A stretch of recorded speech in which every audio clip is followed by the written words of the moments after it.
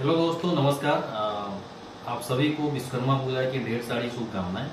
और जैसा कि हमने हाल ही फिलहाल में एक वीडियो बिहार मुख्यमंत्री उद्यमी योजना से संबंधित अपलोड किया था अपने यूट्यूब चैनल पे, जिसके माध्यम से हम तमाम सारे बिहार के उन प्रतिभागियों को जो अभी तक बेरोजगार हैं और जिन्होंने इंटरमीडिएट की परीक्षा उत्तीर्ण कर रखी है, उनके लिए मैंने एक वीडियो अपलोड किया था, ताकि उस वीडियो के माध्यम से आप ये समझ सके कि हमें मुख्यमंत्री उद्यमी योजना 2023 में अप्लाई करने से पहले किन किन चीजों का ध्यान रखना है। तो उस वीडियो के माध्यम से मैंने आपको ये बताने की कोशिश की थी कि इसको अप्लाई करने से पहले हमें क्या क्या दस्तावेज लगाने पड़ेंगे। मैं फिर से एक बार दोहरा देता हूं कि इस मुख्यमंत्री उद्यमी योजना में वैसे लोग पात्रता के उपयुक्त माने जाएंगे जिन्होंने 12वीं की परीक्षा उत्तीर्ण की है।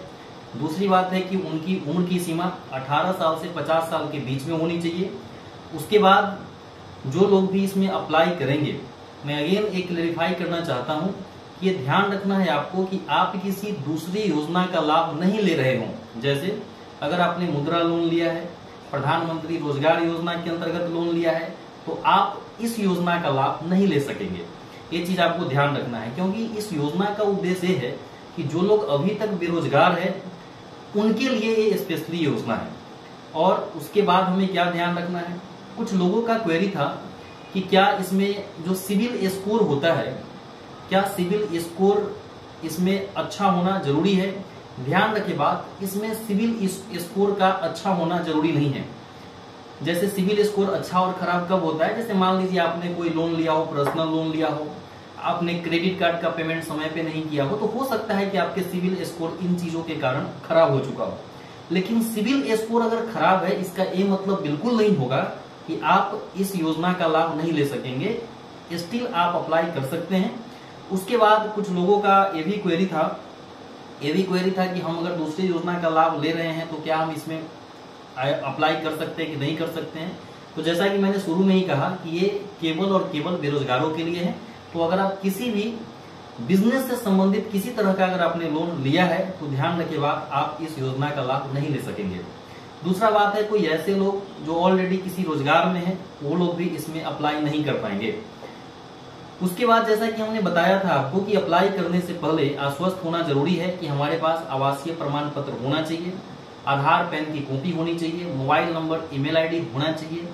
उसके साथ साथ हमें अपने एक अकाउंट का डिटेल देना पड़ेगा, और वो अकाउंट हमारा सेविंग अकाउंट यानी कि बचत खाता हो सकता है, या करंट अकाउंट यानी कि चालू खाता हो सकता है। जैसा कि मैंने पहले वीडियो में बताया था आप लोगों को कि पिछली बार जो आवेदन लिए गए थे उसमें करंट अकाउंट का डिटेल देना जरूरी था, और साथ साथ जीएसटी का रजिस्ट्रेशन करवाना भी जरूरी था। लेकिन कहीं ना कहीं इस बार बिहार इंडस्ट्री डिपार्टमेंट को ये लगा कि जीएसटी और करंट अकाउंट अप्लाई करने के समय जरूरी नहीं होना चाहिए, और ऐसे भी जीएसटी की जो अनिवार्यता है वो कहीं ना कहीं हर लोगों पे अप्लाई नहीं होता है। इसलिए इस बार इंडस्ट्री ने बहुत अच्छा काम किया है, और जीएसटी का रजिस्ट्रेशन इस बार इन्होंने नहीं मांगा है, और इवन करंट अकाउंट का भी डिटेल इन्होंने नहीं मांगा है। यानी कि बचत खाता जो आपके पास अभी है, उस बचत खाते के डिटेल के आधार पे भी आप अप्लाई कर सकते हैं। लेकिन एक चीज यहाँ पे डिपार्टमेंट ने क्लेरिफाई किया है कि अगर आप सिलेक्ट होते हैं मुख्यमंत्री उद्यमी योजना में, तो जब पैसे ट्रांसफर किए जाएंगे डिपार्टमेंट के माध्यम से, उस समय आपके पास करंट अकाउंट आपके फर्म के नाम से होना जरूरी होगा। तो अच्छी बात है कि फिलहाल हमें करंट अकाउंट खुलवाने की जरूरत नहीं है। हमारे पास जो बचत खाता है, मैं उसके डिटेल के आधार पर ही अप्लाई कर सकता हूँ। उसके साथ साथ आपको ये भी ध्यान रखना है कि आप बिहार के अस्थायी निवासी होने चाहिए, क्योंकि ये केवल और केवल बिहार के लोगों के लिए ही ये स्कीम लाया गया है। दूसरा बात है कि सर कितने लोगों के लिए है, तो इसमें टोटल 8000 लोगों को सिलेक्ट किया जाएगा। सिलेक्ट करने की प्रक्रिया क्या है, तो सिलेक्ट करने की जो प्रक्रिया है, पिछली बार लॉटरी के माध्यम से किया गया था, तो उम्मीद ऐसा किया जा रहा है कि इस बार भी लॉटरी के माध्यम से किए जाएंगे। हालांकि ये मैं जरूर कह सकता हूं कि लॉटरी के माध्यम से जो सिलेक्ट किए जाते हैं, इसमें थोड़ी सी डिफिशियंसी हो सकती है कि जो पात्र उसके उपयुक्त नहीं है, हो सकता है उनका भी सिलेक्शन करके उनको लोन दिया जाए। बट स्टिल चूंकि नंबर ऑफ एप्लीकेशन ज्यादा होता है, इसलिए डिपार्टमेंट ने इस तरह की अभी योजना, इस तरह का जो प्रोसेस है वो फॉलो कर रही है। उसके बाद इसमें एक कैंसिल चेक का दिया जाना जरूरी है, ठीक है, ये भी आपको ध्यान रखना है। तो डॉक्यूमेंट की अगर मैं बात करूं तो आवासीय, ठीक है, आय प्रमाण पत्र, आपका 10वीं और 12वीं का मार्कशीट और सर्टिफिकेट है तो उसकी कॉपी, उसके साथ साथ आपके आधार पैन की कॉपी, आपका एक फोटोग्राफ और आपका हस्ताक्षर, एक प्लेन पेपर पे हस्ताक्षर करके, वो भी आपको एप्लीकेशन के समय जरूरी है, वो आपको वहां पे देना है। उसके साथ साथ बचत खाता या चालू खाता अगर आपके पास है तो उसका डिटेल देना है। उसके साथ साथ आपको कैंसिल चेक की भी एक कॉपी यहाँ पे देनी है।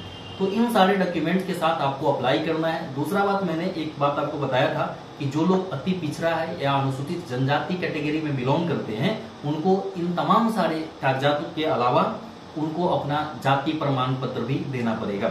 तो एक प्रक्रिया स्टार्ट हो चुकी है। 15 सितंबर से लेकर 30 सितंबर तक का समय निर्धारित किया गया है डिपार्टमेंट के द्वारा।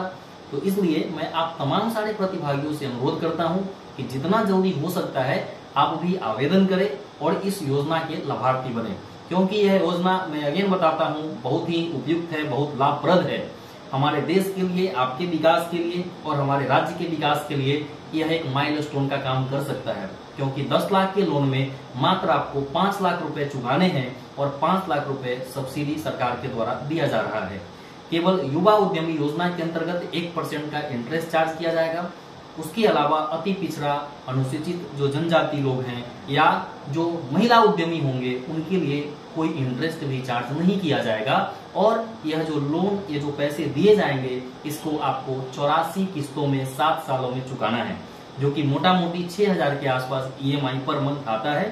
तो ध्यान रखे बात। और अगेन मैं बताता हूं कि मुख्यमंत्री उद्यमी योजना से संबंधित अगर आपके कुछ क्वेरी हो, अगर आपको कुछ जानना हो, तो आप हमें कमेंट बॉक्स में जाकर के कमेंट करें।